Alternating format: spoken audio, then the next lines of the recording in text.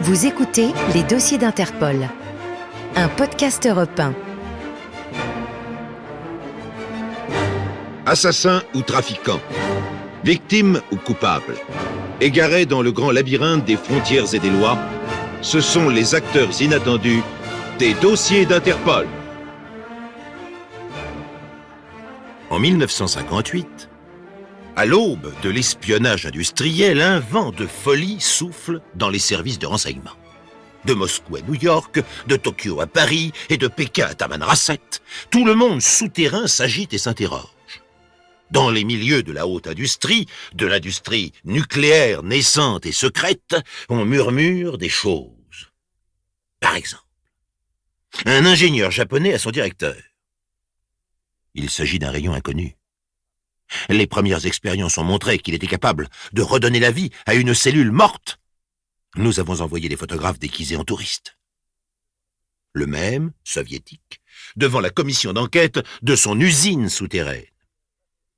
En l'état actuel de nos connaissances, j'affirme qu'une telle application de l'énergie nucléaire ne peut être l'invention que d'un transfuge allemand bien connu récupéré par les capitalistes américains. L'Américain en conseil d'administration. Nous saurons la vérité sous peu. La CIA s'en occupe. Il peut s'agir d'une intoxication d'origine communiste destinée à affoler nos chercheurs. Le Chinois faisant son autocritique en réunion d'usine. Nous avons humblement étudié toutes les possibilités techniques. Il nous faudrait un modèle de l'appareil pour affirmer que nous ne sommes pas capables de le reproduire. Le Français a une table de bistrot. Impossible, c'est un brevet bidon. Ces gens-là ne sont pas capables de mettre au point une technique aussi sophistiquée. Il y a de l'américain là-dessous. Et à Tamanrasset, on a d'autres chats à fouetter. Mais qui sont ces gens-là? Les Italiens. Et de quoi s'agit-il? D'une révolution en matière d'application de l'énergie nucléaire, d'un secret de fabrication, que dis-je, de plusieurs secrets, bref, de 27 brevets internationaux qui sèment la panique dans le monde industriel. Une panique intense, mais courte. Et 20 ans après, il est permis d'en rire. Les occasions sont trop rares. La foire internationale de Milan, quelques mois plus tard, en avril 1959. Parmi les milliers de visiteurs venus de tous les pays du monde, quelques rôdeurs bizarres, munis des derniers gadgets de l'espionnage. À l'époque, ils ne sont pas encore signés James Bond. Et, mis à part le traditionnel appareil de photo miniature, camouflé en briquet, en montre, en paquet de cigarettes ou en manche de parapluie, mieux vaut se servir de ses yeux et de ses oreilles. Ainsi font les rôdeurs spéciaux, envoyés par les firmes étrangères et les services de renseignement, chacun ignorant l'autre et se marchant inconsidérément sur les pieds. Le président du Conseil, M. Antonio Seggi, inaugure les pavillons les plus remarquables, et notamment le pavillon consacré aux applications pratiques de l'énergie atomique. Le point de mire de ce pavillon devrait être, cette année-là, le stand britannique, qui présente le radioisotope mis au point par les chercheurs du centre de Harwell. Effectivement, les journalistes l'ont envahi et y attendent le président de pied ferme. Il y passe, en effet, il y serre quelques mains et se fait expliquer en 10 mots, un beau record, le fonctionnement d'un radioisotope. Puis quelqu'un glisse quelques mots à l'oreille du président et le voilà qui se dirige, sourire aux lèvres et main tendue, vers le stand d'un exposant privé. Le cortège officiel bouscule quelque peu au passage les rôdeurs professionnels cités plus haut et draine les journalistes dans son sillage. Le stand est petit, sobre, sur un podium, un appareil, un seul. C'est une sorte de petite fusée montée sur roulement à billes, dont l'extrémité ressemble au nez d'un pulvérisateur, le tout de la taille d'un aspirateur grand modèle. Ligne pure, acier chromé, c'est un modèle d'exposition jalousement gardé par 2 sbires en blouse blanche. Le président fait le tour d'un air compétent, tandis que quelqu'un lui glisse à l'oreille « Monsieur le Président, l'inventeur est une femme. Il s'agit de la signora Sofia Domasi. Souhaitez-vous la féliciter ?» Le président le souhaite. Petite agitation, énervement des journalistes, mitraillage photo et inquiétude grandissante pour les rôdeurs professionnels. C'était donc vrai. Ils ont trouvé. Une vague de respect envahit la petite foule et chacun regarde s'avancer en silence l'inventeur. Une femme inventeur, c'est rare. Et c'est une aubaine pour la presse. Sofia Domasi, la cinquantaine sévère mais discrètement souriante et vêtue elle aussi d'une blouse blanche de laboratoire. Ses cheveux grisonnants et courts lui donnent l'aspect énergique d'une femme de science. Les yeux bruns et vifs se cachent derrière des lunettes d'écaille. Le visage est agréable, le maintien réservé. Monsieur le président du conseil serre une main ferme, aux ongles courts et soignés. Il hausse légèrement la voix à l'intention des journalistes. « Madame, je suis particulièrement fier de saluer en vous le dynamisme et la réussite des chercheurs italiens. Les vœux du gouvernement vous accompagnent. » Les flashs crépitent. Sofia Domasi incline légèrement la tête, recule avec complaisance pour poser aux côtés de son prototype, et le président s'éloigne, ravi, vers d'autres discours de circonstance. Mais, dès cette minute, Sofia Domasi et son petit stand sont consacrés vedettes de la foire internationale de Milan. Dès le lendemain, dans les journaux de la capitale économique, puis dans ceux de l'Italie tout entière, et surtout dans les publications spécialisées, on peut lire « Grâce à Sofia Domasi, l'Italie se trouve maintenant bien en avance sur les États-Unis et l'Allemagne. » Et pendant ce temps, la dénommée Sofia Domasi poursuit ses démonstrations devant les acheteurs éventuels. Profitons donc de l'une d'elles pour savoir enfin de quoi il s'agit. Devant un panel d'acheteurs étrangers, Sofia Domasi branche son appareil. Il se branche effectivement comme un vulgaire rasoir électrique ou un aspirateur, d'où la commodité de l'emploi. Sofia appuie ensuite sur un unique bouton rouge et une espèce de vapeur blanchâtre se dégage de l'appareil. Écoutons-la. Il s'agit en réalité d'un souffle atomique. En exposant les matières les plus diverses à ce souffle atomique, il est possible d'en assurer la conservation durant des semaines ou des mois selon l'intensité du souffle. Je simplifie. Une ménagère peut ainsi faire son marché pour un mois.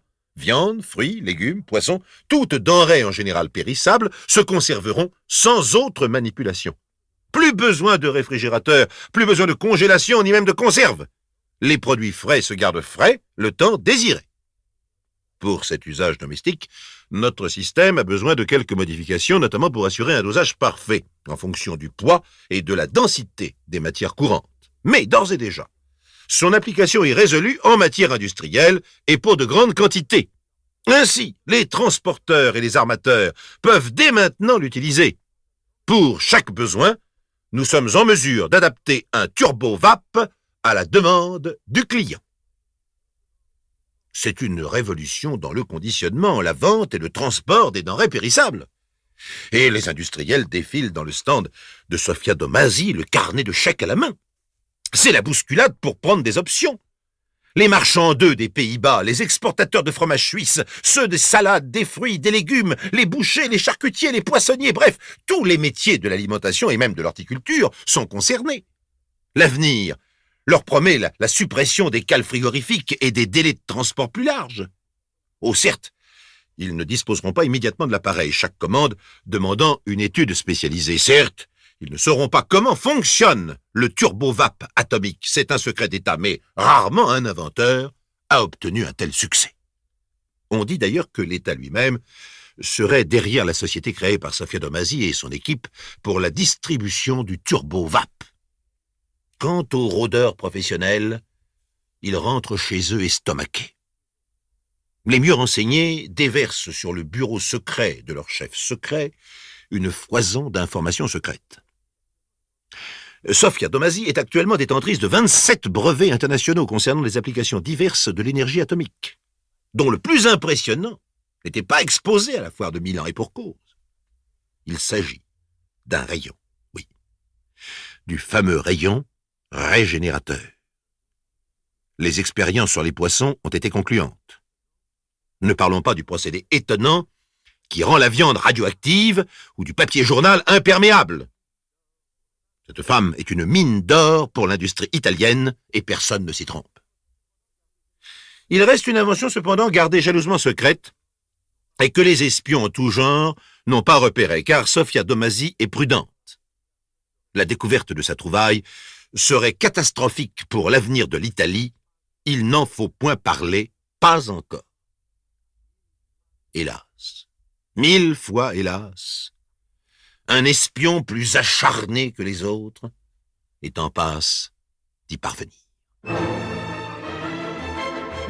Les dossiers d'Interpol, un podcast européen. Sofia Domasi a reçu des propositions secrètes auxquelles elle n'a pas répondu pour l'instant. Le turbo-VAP est très demandé. Quant au rayon régénérateur, il est encore à l'étude. À ce sujet, la femme savante se montre très réservée avec les acheteurs. Il ne faut pas que le grand public s'imagine que nous avons découvert un rayon de vie. Nous sommes encore loin de ressusciter les morts. Tout ce que je peux dire, c'est que nous avons réussi une expérience prometteuse sur un poisson cliniquement mort depuis 10 minutes. Ne m'en demandez pas plus. Les expériences se poursuivent. Mon équipe est limitée, notre laboratoire doit sortir du stade artisanal. Pour l'instant, nous nous consacrons au turbo-VAP, dont la fabrication en série ne va pas tarder. Dans les années qui suivent cette première exposition à Milan, Sofia Domasi promène à travers toutes les foires d'Italie son prototype de turbo-VAP, car il lui faut rassembler le maximum de commandes fermes pour parvenir à une fabrication rentable et à une plus grande diffusion. Le gouvernement italien se fait tirer l'oreille pour les subventions. D'autre part, Sofia Domasi a refusé l'aide de commanditaires étrangers. Elle ne veut pas céder son brevet et c'est une attitude dont le côté patriotique n'échappe à personne. Pourtant, certaines propositions sont bien tentantes, comme celle de cet homme étrange qui prend contact avec elle à la foire de Padoue. Chère petite madame, je suis mandaté par mon gouvernement, j'ai carte blanche. Dites un prix. Nous prendrons toutes les précautions nécessaires. Le turbo-VAP sortira chez nous sous un autre brevet. Personne en Italie ne pourra vous soupçonner d'avoir cédé à l'étranger. C'est impossible, monsieur. Cette invention est toute ma vie. J'ai décidé de la mener à bien jusqu'au bout. L'Italie en a besoin. Nous sommes un grand pays, madame. Un grand pays qui a des problèmes en matière d'alimentation et de transport. Des millions de gens vivraient mieux grâce à vous. Dites un prix. Non. Alors, c'est que vous avez déjà été contacté par l'autre bloc. Vous favorisez les plus nantis. Écoutez, laissez-moi réfléchir. Laissez-moi commercialiser le turbo-VAP en Italie. J'ai encore besoin d'1 an ou de 2 ans. Sofia Domasi vient de refuser des roubles. Beaucoup de roubles. Et elle a peut-être eu tort, car si les commandes ont afflué de tous les pays du monde, si les acomptes versés représentent une petite fortune, il en faudrait bien plus pour lui permettre de devenir la première de l'industrie atomique privée. Il semble qu'on lui mette des bâtons dans les roues. Le premier turbo-VAP n'est pas encore sorti d'usine et les Américains, les Japonais, les Anglais, les Français, les Allemands s'impatientent. Les propositions de rachat du brevet se font de plus en plus pressantes. À chaque conférence de Sofia Domasi, les offres affluent et il lui faut une escorte d'agents motocyclistes pour circuler à l'abri des espions dans chaque ville où elle se rend. Car Sofia ne craint pas de faire des conférences sur l'atome et ses applications. Elle cherche à conditionner l'opinion publique italienne en faveur de sa découverte. Et puis un jour, un Américain, l'un des premiers acheteurs potentiels du turbo-VAP, prend le taureau par les cornes. Il a investi dans ce projet quelques milliers de dollars, dont le conseil d'administration de sa société lui demande des comptes. Mon cher, faire confiance à un Italien en affaires, c'est de la folie pure. Et faire confiance à une femme, c'est de la paranoïa.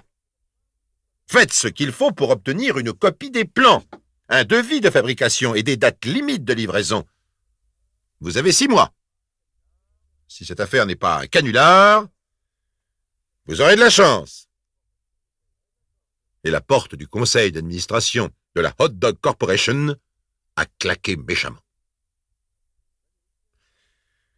L'Américain, appelons-le Smith, pour ne pas lui faire de peine, est fabricant de saucisses. Le turbovap serait une aubaine qui lui permettrait d'inonder la terre entière de sa production atomisée pour le transport. Et le voilà qui doute. Il y a 4 ans qu'il a commandé son turbovap. Et il y a 4 ans qu'il ne reçoit pour toute réponse que des lettres explicatives réclamant des délais supplémentaires pour complément d'études et de recherche. Alors il va voir un sien camarade policier et lui conte l'affaire. Il ne se doute pas qu'en France, en Belgique, en Suisse, en Angleterre, en Allemagne, au Japon et ailleurs, d'autres naïfs comme lui ont fait la même chose. Et c'est ainsi qu'un épais dossier atterrit sur un bureau d'Interpol contenant des dizaines de plaintes et réclamant l'aide de la justice italienne. Sofia Domasi doit être sommée de livrer des turbovap ou de s'expliquer devant un tribunal sur le non-respect de ses engagements. Quelque part, un rôdeur professionnel japonais éclate de rire, un soviétique fait de même, un chinois se répand en ricanement et un américain s'étrangle avec son chewing-gum. Car les services secrets savent. Oh, il n'y a pas si longtemps, mais ils savent. Seulement ce qu'ils savent est aussi secret qu'eux-mêmes, par définition. Et les renseignements recueillis n'ont pas franchi les limites de leur dossier classé sans suite. Et le policier italien chargé d'interroger Sofia Domasi en son laboratoire, lui, ne rit pas du tout. D'abord, il n'a pas trouvé le laboratoire. Ensuite, il a galopé pendant des semaines avant de mettre la main sur sa cliente à la foire de Côme en pleine démonstration du turbovap atomique devant une foule éberluée. Sofia Domasi est entrée dans l'histoire du canular et de l'escroquerie à grande échelle, par la grande porte, à double battant. Ses 27 brevets et ses 36 sociétés créées pour les exploiter se contentaient d'encaisser l'argent venu du monde entier pour du vent. Le turbovap était un pulvérisateur de vapeur blanche incapable de conserver la moindre olive en état de fraîcheur. Le papier journal imperméable était recouvert d'un film de plastique invisible servant uniquement pour les démonstrations de loin et par petits bouts. La viande radioactive sortait du boucher voisin. Quant au rayon régénérateur, c'était une lampe à ultraviolet. Tout le monde y avait cru, même le président du Conseil italien. Sofia Domasi était bien un génie dans ce domaine. Quant à la dernière invention ultra secrète, celle qu'il ne fallait pas dévoiler aux étrangers sous peine de ruiner l'Italie tout entière, un espion plus acharné que les autres l'avait découverte. Était-il jaune ou blanc, de l'Est ou de l'Ouest? L'histoire ne le dit pas, mais il mérite une médaille. Oui, il mérite une médaille pour avoir découvert que Sofia Domasi avait inventé quoi? Le spaghetti transparent. Et comment un spaghetti peut-il devenir transparent, je vous le demande? Eh bien, quand on l'achète bêtement sous le nom de vermicelle chinois. Oui, vous savez, ces petites choses ondulantes qui se promènent dans la soupe de tout bon restaurant chinois, justement. Sofia Domasi a retiré dignement ses lunettes d'écaille et sa blouse blanche pour passer de son laboratoire à la cellule d'une prison italienne, non sans avoir déclaré avec le plus grand sérieux « J'ai eu vraiment tort de repousser les offres du gouvernement soviétique. C'était de loin les plus intéressantes. » Honni soit qui mal y pense. Vous venez d'écouter Les Dossiers d'Interpol, un podcast issu des archives d'Europe 1. Réalisation, Julien Tarot. Production, Estelle Lafont. Patrimoine sonore, Sylvaine Denis, Laetitia Casanova, Antoine Reclus.